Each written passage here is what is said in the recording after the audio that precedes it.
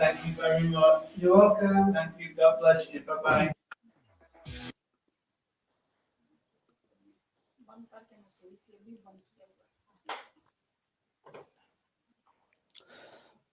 Bismillah ar-Rahman ar-Rahim. Assalamu alaikum wa rahmatullahi ta'ala wa barakatuhu, and welcome to this live Facebook online Zakat workshop. I'm your host for today's program, Adnan Suhail. With me, we have a very special guest, Sheikh Tahir Mahmood Ghanisab, who's the Director of Arabic and Islamic Studies at Minhaj College, Manchester.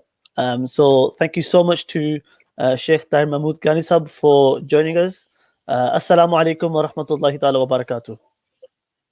Wa alaikum assalam wa rahmatullahi wa barakatuh, Adnan Suhail Saab, and all viewers, listeners. Adnan Saab, how are you? Thank you for having me. Thank you so much for joining us for this very important workshop, and it's a very blessed night. Shab-e Barat, 15th of Shaban, Nisfa Shaban. Some have celebrated yesterday, some are celebrating tonight. So we will have a special prayer at the end of this Zakat workshop. Let me just give you an overview of today's program and what are we expecting for the format as well. So we have, like I said, this workshop is to give everybody an understanding of the importance of zakat, and how we should pay our zakat, and what are the legal applications applied towards giving zakat. At the same time, we also will be giving an opportunity to our viewers out there to ask their questions via Facebook or YouTube. You can also ask a question via Twitter or Facebook by adding a message at our Minhaj Welfare Twitter page or Facebook page, hashtag online Zakat workshop. You can also get further information about Minhaj Welfare Foundation's Zakat information, or you can also calculate your Zakat through minhajwelfare.org/zakat calculator. So this is just some brief information. We also have information at the bottom of the screen, which is running under the scroll, which gives you a further insight in terms of how you can get involved in today's online Zakat workshop. Please use the hashtag for Facebook, Twitter, and Instagram. We are hoping to listen to you and answer any of your questions. Remember, Minhaj Welfare Foundation is a worldwide organization. We're able to take your zakat and implement them throughout the world. All of our projects, whether it's supporting children in need, whether it's providing clean access to drinking water, or whether it's delivering food parcels around the world, alhamdulillah, all of these projects are zakat applicable. And inshallah, we'll have further details from Sheikh Tahir Mahmood Ghanisab. So without further delay, like I said, we are honored to have a very distinguished guest with us. He studied many years here in the UK, followed the traditional Islamic learning in the UK and also in Pakistan. He's a specialist in Islamic law, and he is currently the director of Arabic and Islamic Studies at the Minhaj College, Manchester. He joins us live from Birmingham at this very moment of time. COVID-19 has enabled us all to have these online zakat workshops available through your screens at Facebook or through YouTube. So, assalamu alaikum once again, Sheikh Tahir Mahmood Ghanisab.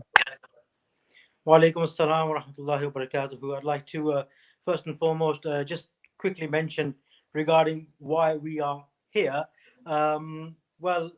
Circumstances have pushed everybody indoors, And but Alhamdulillah, we are now beginning to avail of the facilities that we had for, well, a number of years now. It's been over a decade that we've had these facilities, but we have not really harnessed the technology in a way that we are beginning to now. I mean, it was already there, but people use this technology to further their own hobbies and interests, but not their needs and necessities.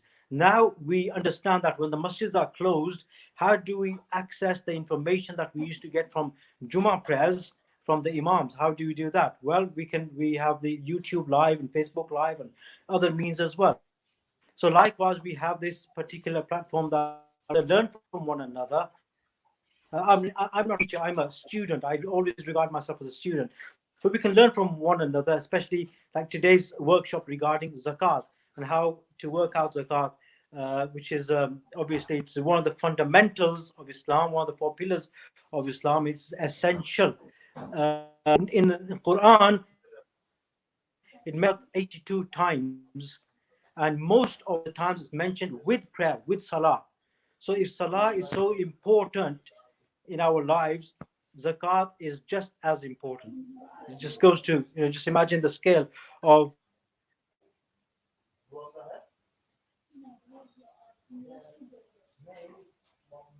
I think we're having slight technical issues at the moment. Inshallah, we'll try our best to get Sheikh Taib Mahmood Ghanisa back online.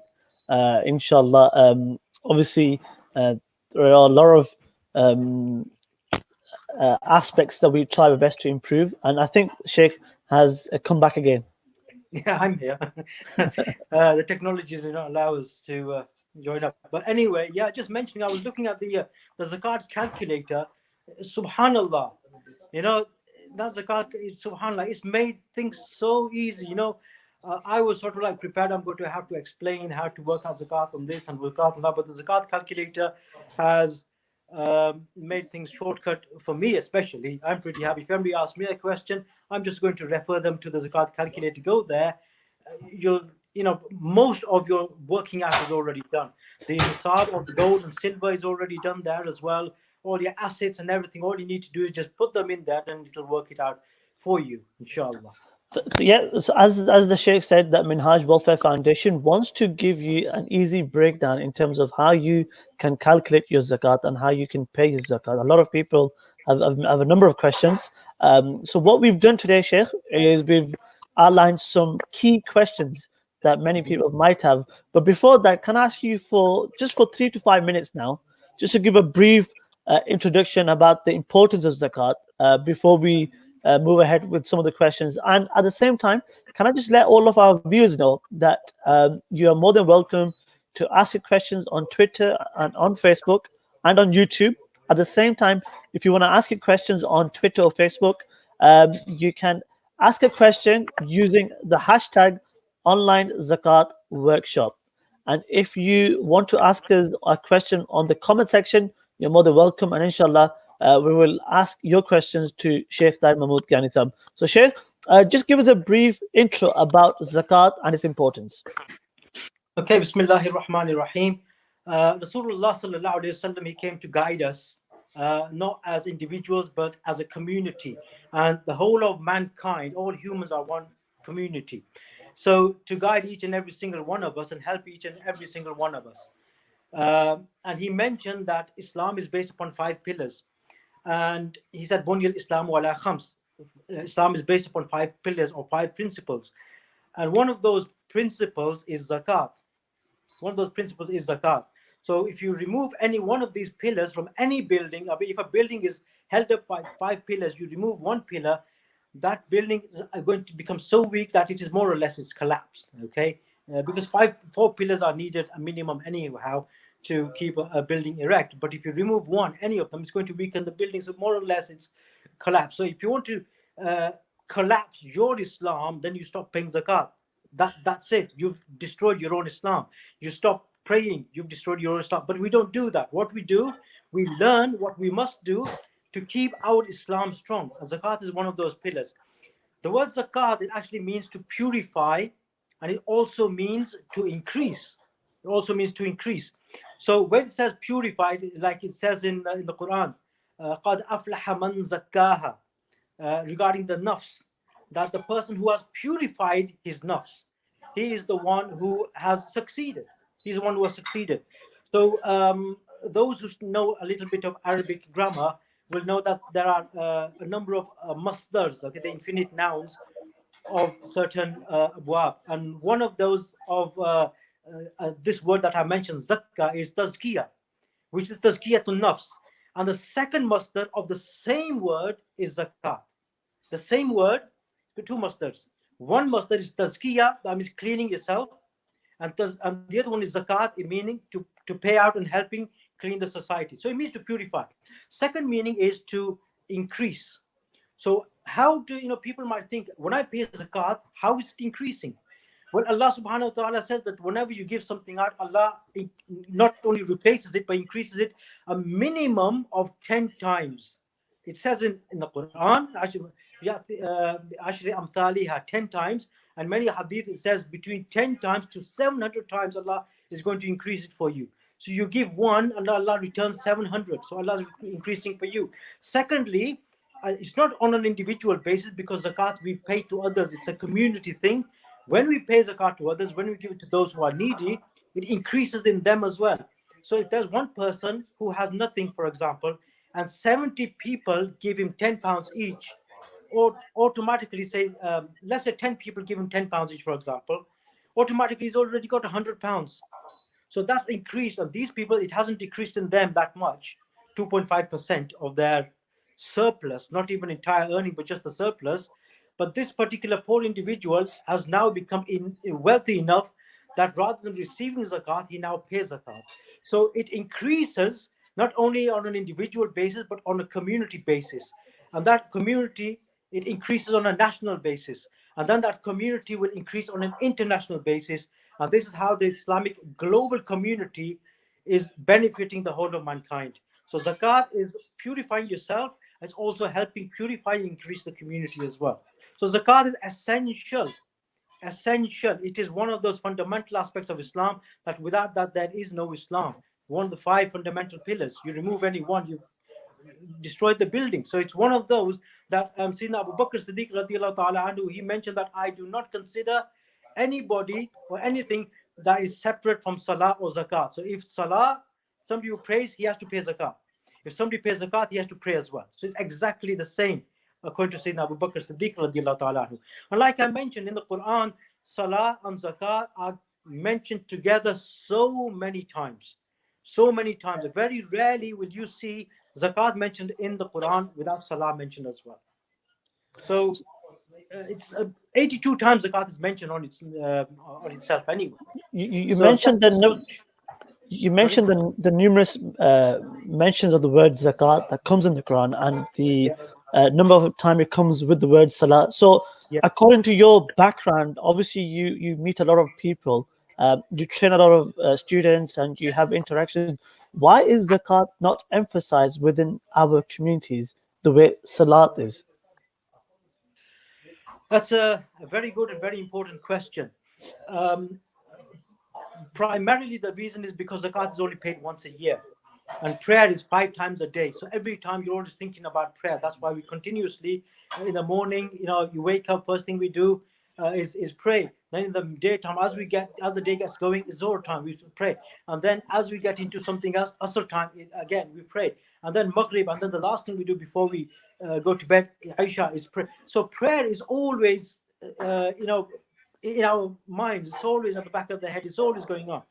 But zakat, because we pay it only once a year, people tend to sort of like forget about it, or tend to it just falls back, and then they forget the rulings about it. Like Hajj, for example. How many people do you know who know all the rules of Hajj? Or do I know?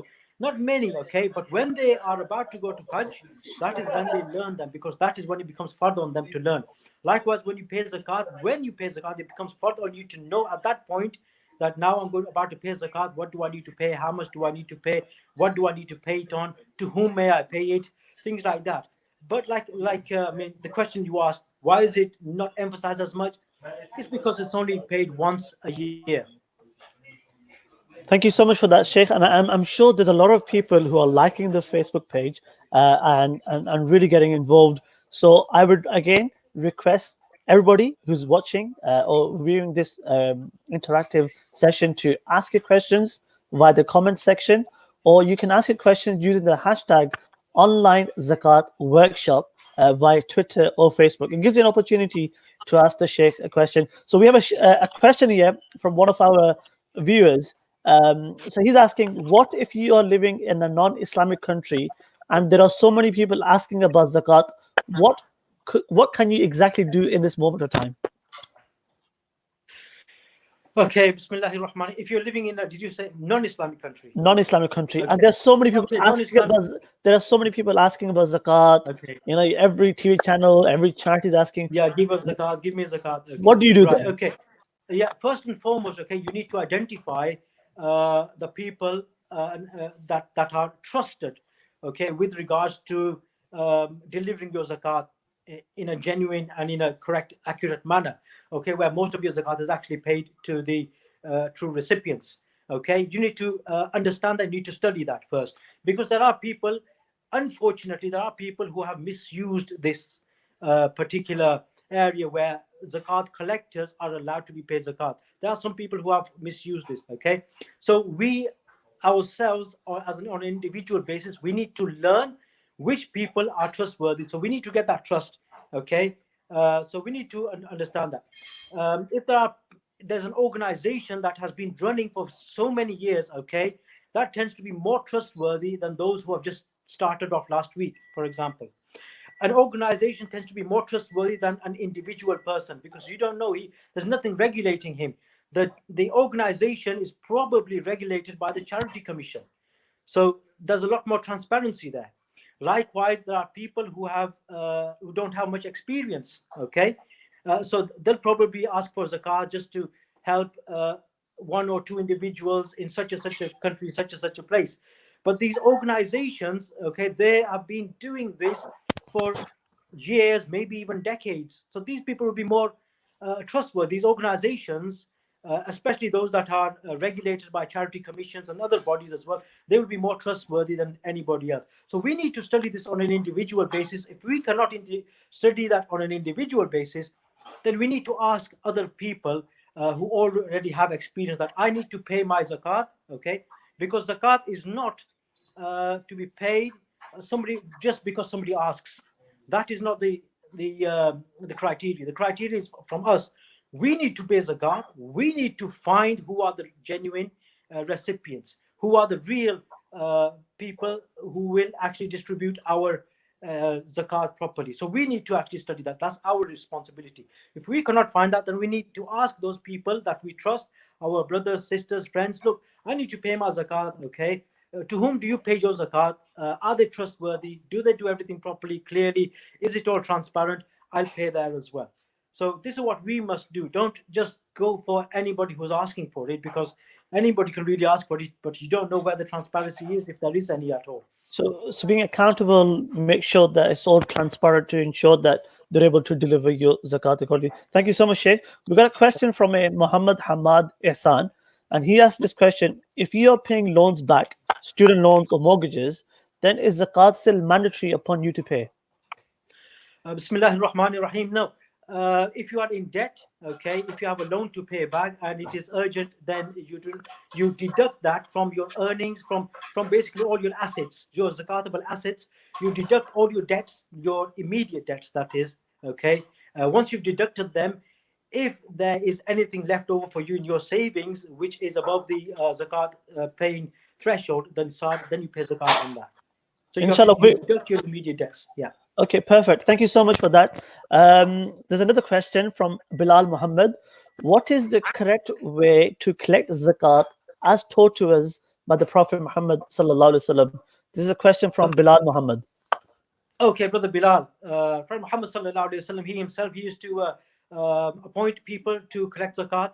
Okay, there used to be like in the time of the Khulafa Rashidin, there was Baitul Mal, where the zakat money was and all the wealth and all the food and grains and anything that was paid in zakat, that was stored there, and from there it was distributed to the needy. it was distributed to the needy from there. So basically, it can be done on an individual basis. Okay, so the individually people can collect from you. But if charities or groups come to you, or people say that I'm representing this particular organization, you can check with them that I'm here and all that. So if you want to pay the, then by all means you can do it that way as well. But things have changed, times have changed as well. Before, people used to go door to door. Now it can all be done online as well. So as long as the recipients are the right, genuine and honest recipients, then that is what really counts, inshallah. Thank you so much, Sheikh. There's a lot of questions that are coming in, so I will try to ask you just to keep it as brief, but try answering obviously according to your best knowledge. Usman Riaz has asked a question. People have debt such as overdrafts, loans, credit cards, even though they're not poor. How does it affect calculating zakat? Right. Okay. Bismillahir Rahmanir Rahim.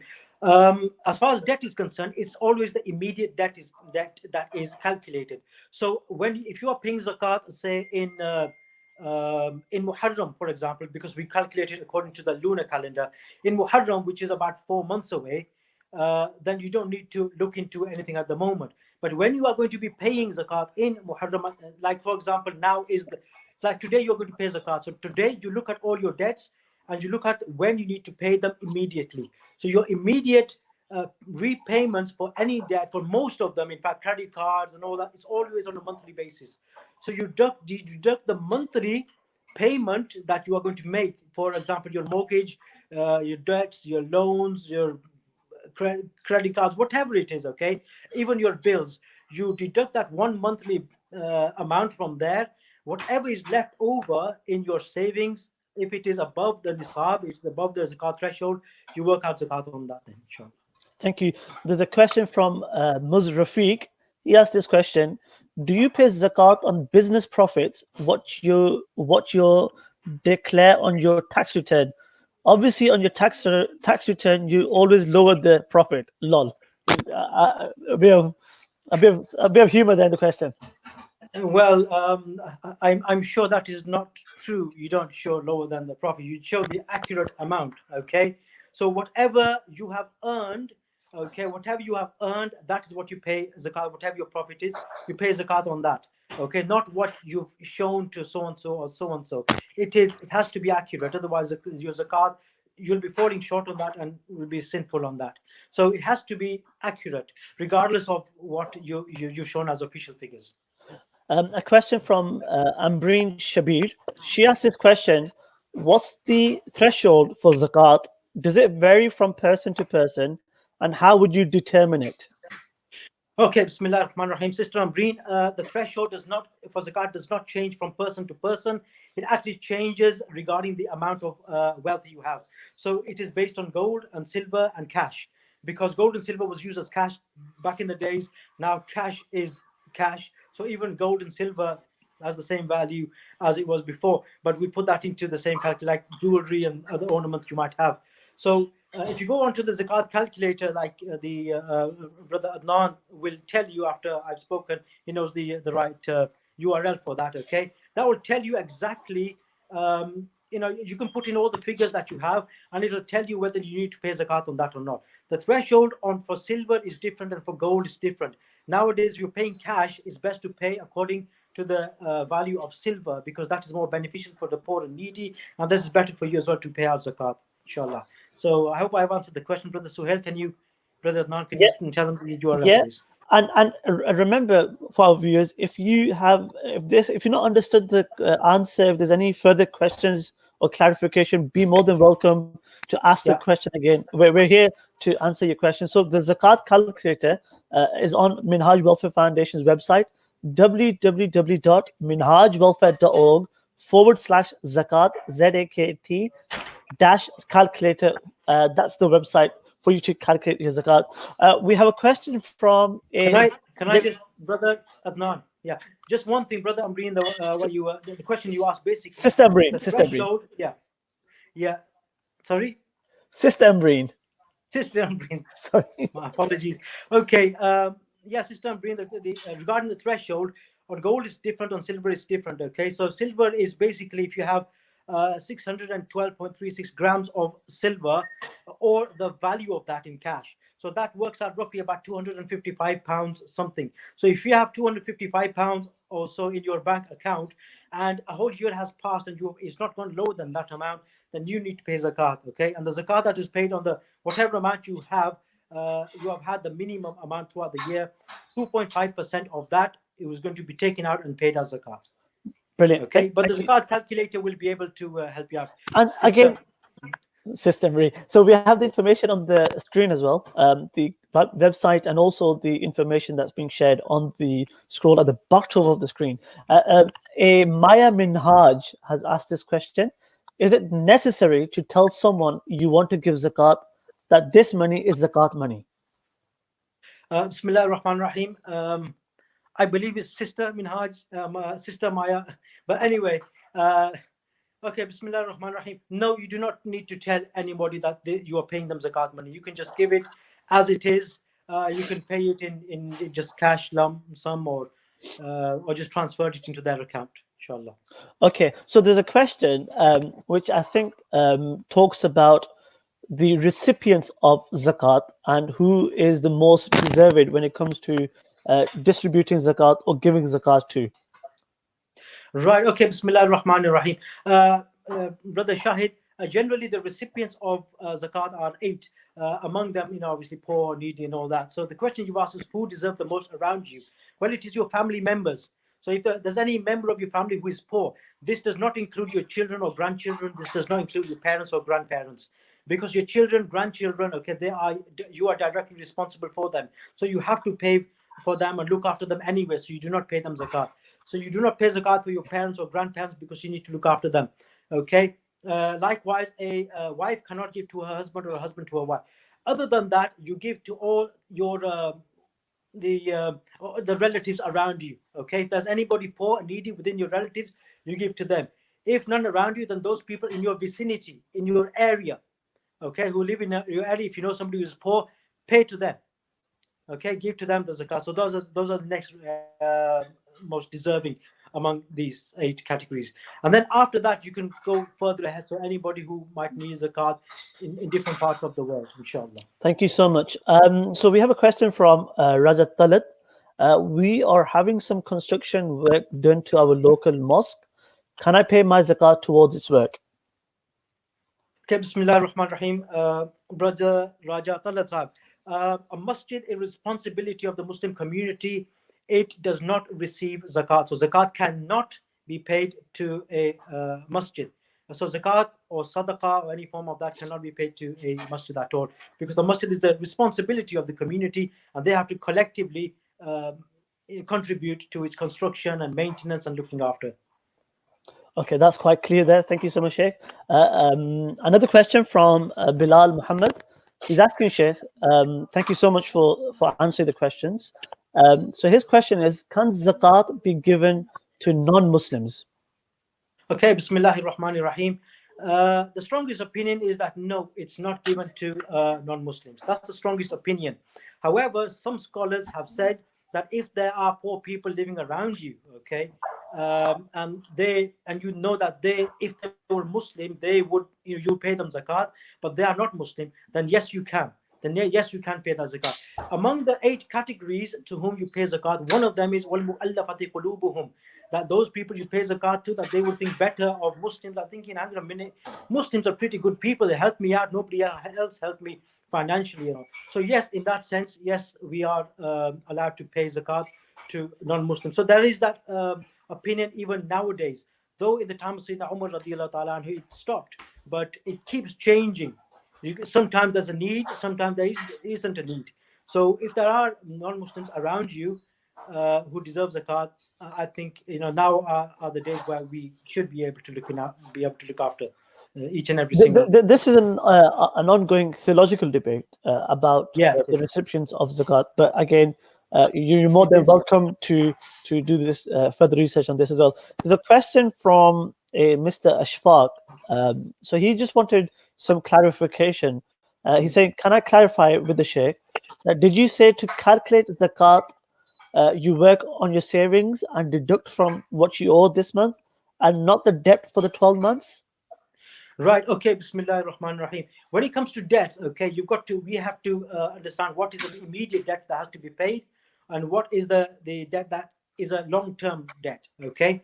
So this will vary on on an a case-to-case basis, on a person-to-person basis. For example, on a mortgage, if somebody owes a £100,000 mortgage, okay, he's paying £500 a month or something, and his savings are £10,000. He might say, well, I owe £100,000. I only have £10,000. So if I deduct that, I am in deficit of £90,000. So I don't pay zakat. I have to receive zakat. Okay, but that's wrong. That's wrong. Why? Because this mortgage is not paid immediately. It's paid after so many years. So on a monthly basis, we take out the monthly payment, whatever it is, £500. Okay, we deduct that from the savings, and then on an annual basis, year, if it is anything less than a year that you need to pay, that will be considered. That will be considered an important and what you call an urgent repayment. Anything less than a year, scholars have said. If it is more than a year, okay, then it's deducted on a monthly basis.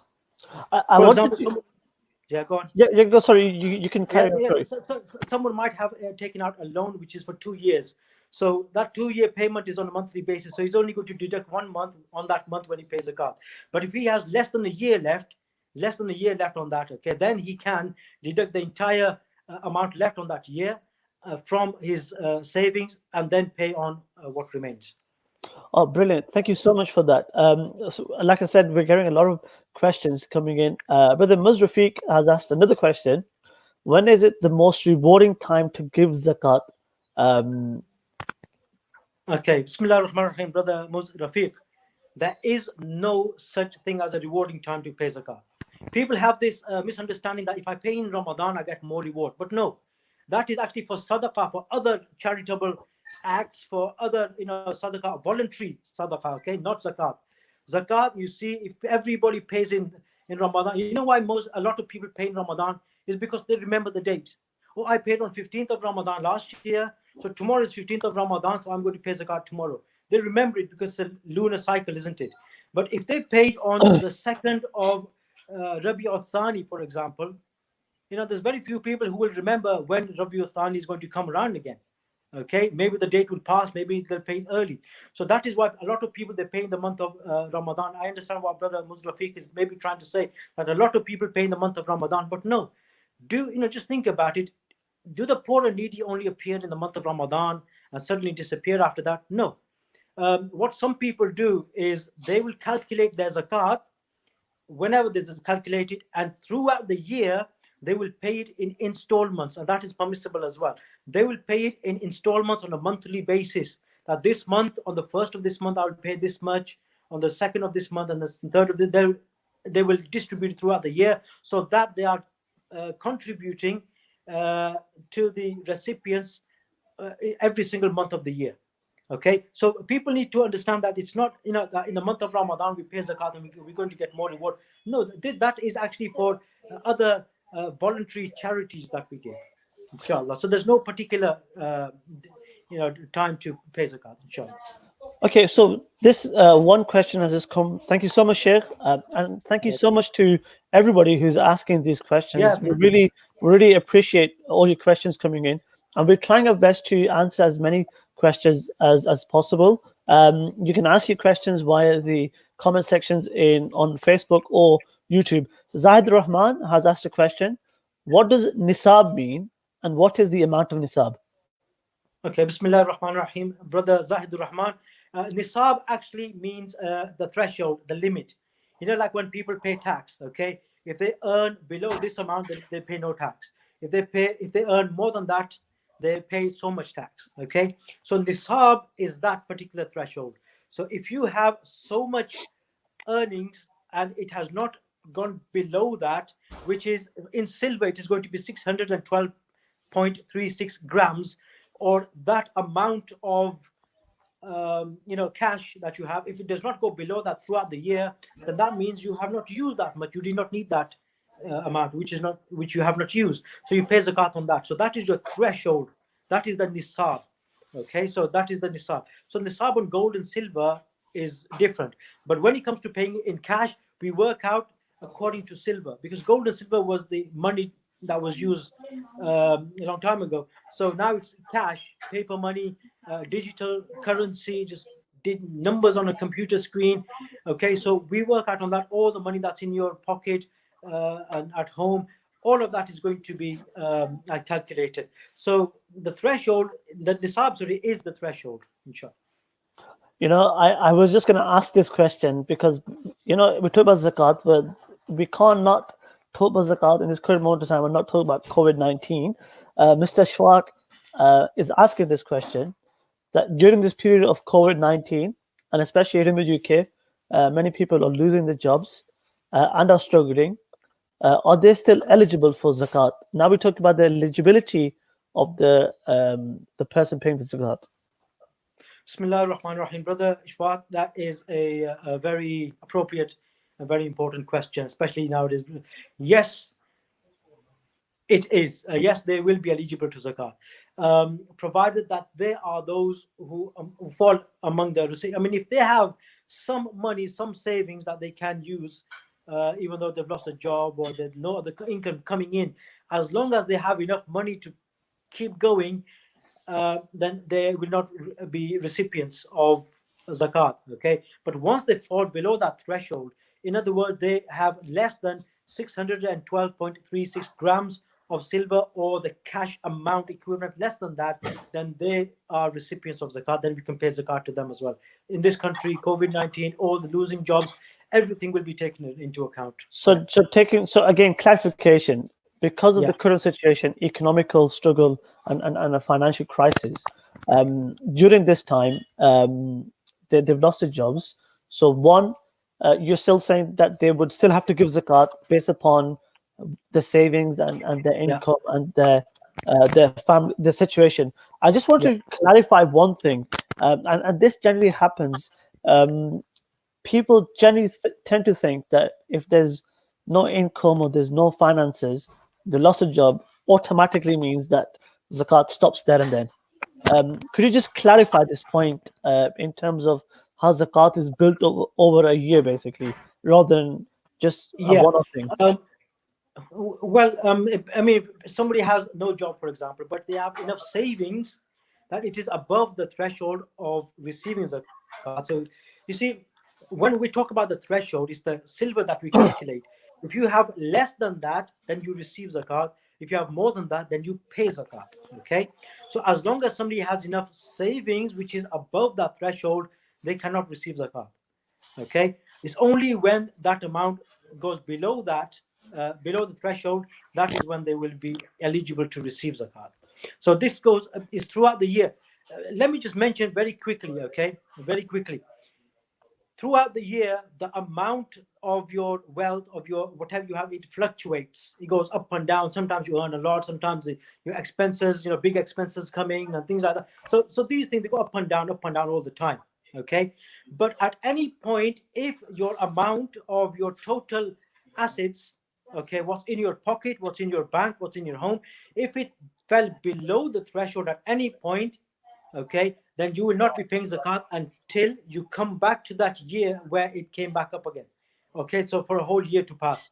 Okay, but that does not mean you will be receiving zakat. In order to receive zakat, you have to have money at that moment which is below that threshold. Okay, thank you so much, Sheikh. We've got another question from a brother Faisal Hussein, who's asking, is eligibility enough to decide who to give zakat to? Or is it better to prioritize paying zakat to those who are living under life-threatening circumstances? What is more afzal, or what is better to do in this situation? Okay, Bismillah ar-Rahman ar-Rahim. Thank you, Brother Faisal, for this question. Eligibility is not the only way to decide. I mean, there are lots of criteria to prioritize. You're right. I mean, the question is very appropriate. Things change all the time. Sometimes you have what we call act of God. Okay, astaghfirullah. I don't like this term, but being a law graduate, I have used it sometimes, and I've understood it. But sometimes you have an earthquake or something happens somewhere where it's more needed there than elsewhere. So you might have a relative who is poor and needy. Okay, but then something happens somewhere else where you feel that those people need my zakat more than this person does this year or this time round. So it is better to prioritize that and give it to somebody else rather than to the person that you were planning to give to in the first place. So yes, always these things always change, and we need to, before in the time of the Khulafa Rashidin, these things did not happen as much, and the area that they covered in the Khilafah was not as vast. Yeah, and now because the world is a global village, in practical terms, yeah, it's a global village. Something happens on the other side of the world, we feel it here. We feel it when sitting on the other side of the world. So that priority suddenly comes up and it just jumps in front of our eyes, and that is what we see. And that is how we should look at it as well. So priorities, yes, they do keep changing. Eligibility is not the only criteria.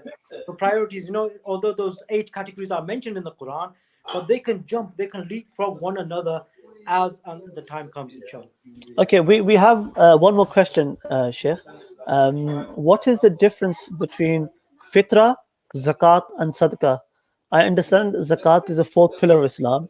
Is fitra money per person that we give before Eid, and sadaqah the same? Right, okay, Bismillah ar-Rahman From ar-Rahim. Sister Maya. Sister Maya, okay, thank you very much for that question. The word sadaqah is used in different ways. It depends on the context. Sometimes sadaqah is used as the obligatory sadaqah. If it's the obligatory sadaqah, it's talking about zakat. If it's talking about optional sadaqah, it's talking about optional sadaqah. That's different. The difference between zakat and optional sadaqah is that zakat, you have to pay it. And there is a threshold, the nisab, you have to be above that. If you're above that, you have to pay it, okay? And you can only pay to these 8 categories of people. Sadaqah, you can give it at any time. A whole year does not have to pass on it. You do not have to be above the threshold. And you give it to these 8 categories or any other good place, okay? Anyway, fitra is what we call sadaqatul fitr, and we also call it zakatul fitr. Okay, it is actually the same. So fitra is what we pay on Eid al-Fitr. You only pay once a year, and we pay it on Eid al-Fitr. Okay, so we don't pay. Zakat can be paid at any time of the year, but Sadaqatul Fitr or Fitra, yeah, is only paid on Eid al-Fitr. It can be paid beforehand, a few days beforehand, so the poor and needy can be a part of us on the day of Eid. Okay, so actually, historically, the Fitra was made obliged upon us before Zakat itself was. Anyhow, just to keep it short, Sadaqah can mean the wajib form or the fard form, which is Zakat. It can mean the opposite, the optional form, which is the opposite of Zakat. Okay, so you compare.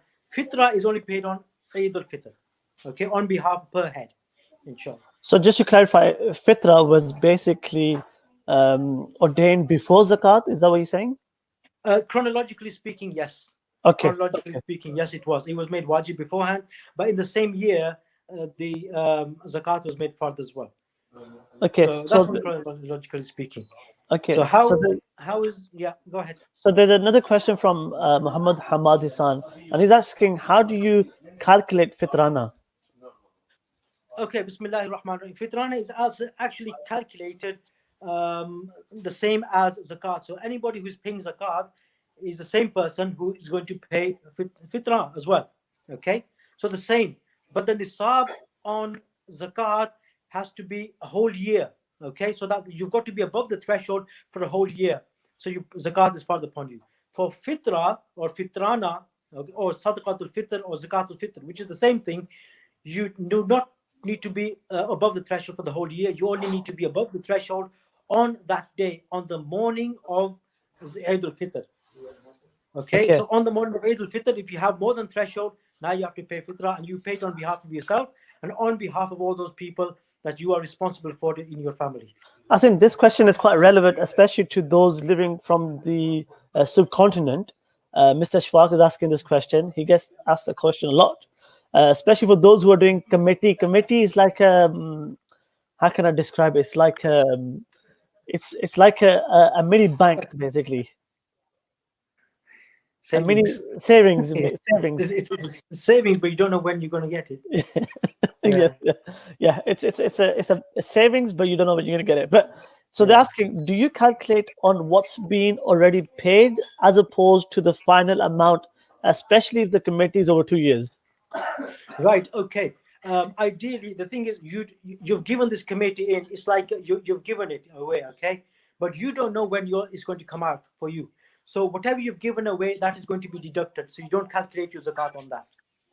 So you do not calculate your zakat until it comes out. I mean, I think some this committees they work in slightly different ways, but the one that I'm thinking about is that when you pay a certain amount, so everybody pays a certain amount, and so when somebody's name comes in the draw or something, they get all the lump sum of whatever has been agreed. Okay, but you don't know when your name is going to appear on that, or where somebody else's lot is going to come, or somebody else's. So because you've given it, you don't know when yours is going to come or not. So you don't pay zakat until yours has come out. Okay. So when yours comes, and on top of that, if you spend that within a year or so, there's no zakat on that, obviously, but it will become a part of your savings. Okay. If the time for zakat comes and your committee, for example, comes out on your name at the same time. Okay, brilliant. Thank you so much, Sheikh. There's another question here. Can you pay zakat towards income tax? Okay, Bismillah ar-Rahman ar-Rahim. No, you cannot pay zakat towards income tax, because income tax is something totally separate. The government regulates it. It's not given or distributed to the proper recipients of zakat itself. So as far as the income tax is concerned, that's a totally separate thing altogether. It's got nothing to do with zakat whatsoever. Okay, so there's another question here now, which I think gets asked a lot, basically, especially amongst the circles. What is the best way to dispose of interest that is given by banks? Can it be given in zakat? Okay, Bismillah ar-Rahman ar-Rahim, brother Usman Riaz. Very good question. Thank you very much for that.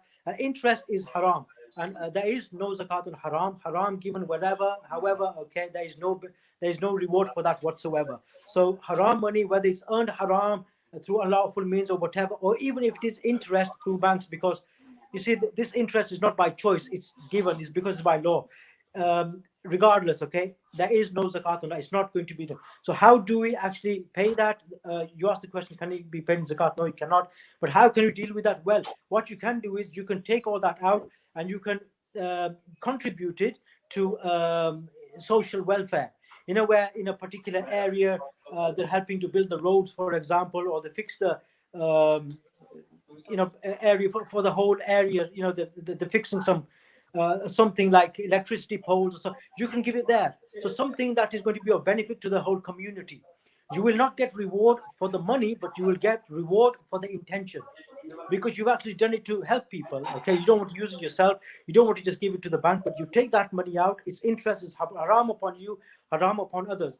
But for community welfare, okay, it is permissible, though you will not get any reward for that, but you will get reward for your intention, inshallah.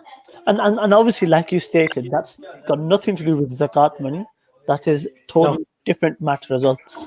Sheikh, thank you so much for your time, and thank you to everybody who's been so kind to ask their questions to Sheikh Tahir Mahmood Kiani Sahab. Sheikh Tahir Mahmood Kiani Sahab is the director of Arabic and Islamic Studies at the Minhaj College, Manchester. He's got more than two decades of learning Islamic sciences. He's also a translator and is a scholar of great magnitude who's at the moment teaching at the Minhaj College, Manchester. Thank you so much. I will ask you to give you some time for a conclusion, but before I do, there's another question, if it's okay with you. Just very quickly, Mr. Shfaq's asking, what do you do if you know you have calculated your zakat in the previous year incorrectly? Okay, Bismillah ar-Rahman ar-Rahim, brother Ashfaq. If you think you've underpaid your zakat, okay, you need to estimate, because getting the accurate amount is going to be difficult. Yeah, so you need to estimate by how much you've underpaid, and then make that up, and you can pay it as soon as you possibly can, because we don't know when our life will end, and it is an obligation upon us. We need to pay as quickly as we possibly can. Okay, so it's always best to pay a little bit more, a little bit extra, always, because the extra amount will become the optional sadaqah anyway. So that will help us to stay away from any shortcomings as well, inshallah. Thank you so much. Just so for everybody's information, you can calculate your zakat on Minhaj Welfare Foundation's website. That's www.minhajwelfare.org/zakat-calculator. Remember, most of the information that Sheikh has given to yourself It will be on our Facebook and YouTube page, so you can go back and listen to some of the questions and hear the response from Sheikh Tahir Mahmood Kiani Sahab. Majority of Minhaj Welfare Foundation projects are zakat applicable. So what we do encourage everybody to calculate the zakat and do support Minhaj Welfare Foundation's zakat campaign this year, inshallah. Sheikh, so final words about the importance of zakat. What would you like to say to our listeners? And if you can also give a final prayer, especially on this night, the night of Nisfa Sha'ban, the night where everybody seeks forgiveness in the court of Allah Almighty. Inshallah, first and foremost, I'd like to thank everybody who has asked questions, because I mean these are things that I need reminder myself, and it helps everybody else as well. So sometimes you might have a question in your mind, you might not ask it, or you might not know how to ask it, but somebody else asks, and you understand it through them as well. And I've learned a lot through the questions as well myself. Alhamdulillah. Also, zakat, obviously, it's tazkiyah. It is purification. The money that you have, if you need to pay zakat on it, that money is, all that wealth is polluted. Okay, is polluted until we take out that zakat and give it to the true recipients. So those recipients are there. That money, the zakat, it actually belongs to them. It doesn't belong to us. That share is theirs. It's our responsibility to pay them. It's not their responsibility to come to us. It's nobody's responsibility to ask us. Even these organizations who help contribute and distribute charity and take zakat and distribute it. Okay, it's not their responsibility to ask from us to pay them zakat. It's our responsibility to find these people and pay them the zakat. There was a time in the time of Sayyidina Uthman radiallahu ta'ala anhu, where people used to walk miles and miles looking for somebody to whom they will have to pay zakat. That was the time in the time of Sayyidina Uthman radiallahu ta'ala anhu. And we need to do that. We need to look for people. We need to look for organizations. We need to look for those that distribute zakat. That's our responsibility. Another thing is, which I would like to ask apology from, if inadvertently I've said to anybody, brother who was actually a sister, or I said sisters to somebody who actually was a brother, I do ask your apologies for that. Please forgive me on this blessed night. And may Allah subhanahu wa ta'ala accept our attendance. May Allah accept, subhanahu wa ta'ala accept our noble intentions. And all those people who have asked these questions, they have noble intention. That is why they've asked those questions. And Allah subhanahu wa ta'ala accept all our good things. And Allah subhanahu wa ta'ala accept the month of Ramadan that is coming to us, the fasting, the Taraweeh, which may probably be performed in the homes, all the good things that we do during that month and outside of that month as well. May Allah subhanahu wa ta'ala bless the brothers and sisters at Minhaj Welfare Foundation, who are doing such noble work since, I believe, 1989, I believe. Subhanallah, such a long time, and consistently going very strong, and very transparent, their method and everything. Allah subhanahu wa ta'ala accept their noble and humble efforts in assisting each and every single one of us to contribute our zakat and sadaqat in the best way possible. May Allah subhanahu wa ta'ala bless the founders. May Allah subhanahu wa ta'ala grant ability to each and every single one of us to become those people who pay zakat and never receive zakat. May Allah subhanahu wa ta'ala protect us from poverty. May Allah subhanahu wa ta'ala give us the ability to be helpful to each and every single person on this planet, Muslim or non-Muslim, regardless of color, creed, language, or whatever. We are humans first, and due to that relationship of being human, we need to think about these things. And may Allah subhanahu wa ta'ala give us the ability to think about humanity first, and give us all the ability to stay strong as humans, as one big family, as the children of Sayyidina Adam, ala nabina wa alayhi salatu wasalam, and forgive us all about for our shortcomings by the wasila of his beloved Messenger Muhammad sallallahu alayhi wasallam.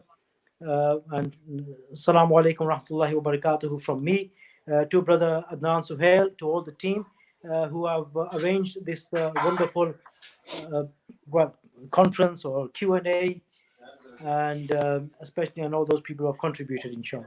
Thank you so much, Sheikh Mahmood Kiani Sahab, for your valuable time for this zakat online zakat workshop. Thank you to our Minhaj Welfare Foundation team who are working quite strong at our Manchester office, who are receiving your calls. And I would like to thank all our technical team in particular Brother Ajmal, who's been very supportive in conducting this online zakat workshop. Our lines are open 24 hours, 7 days a week to respond to your call, especially during these very difficult times. Tonight is an opportunity for you to seek forgiveness and repent in the court of Allah Almighty. May Allah subhanahu wa ta'ala accept everybody's kind donations wherever you are. And I would encourage everybody to visit the website, minhajwelfare.org. There was a small question regarding Sheikh Tahir Mahmood Kiani Sahab. Yes, Minhaj College Manchester are providing courses throughout the month of Ramadan and also prior to the month of Ramadan. Please do um, follow the Facebook pages of Minhaj Welfare Foundation, and we'll share all that detail to you as well. So, on behalf of myself, Adnan Suhail, and also our guest scholar, Sheikh Tahir Mahmood Kiani Sahab, until next time, Assalamu alaikum wa rahmatullahi ta'ala wa barakatuh.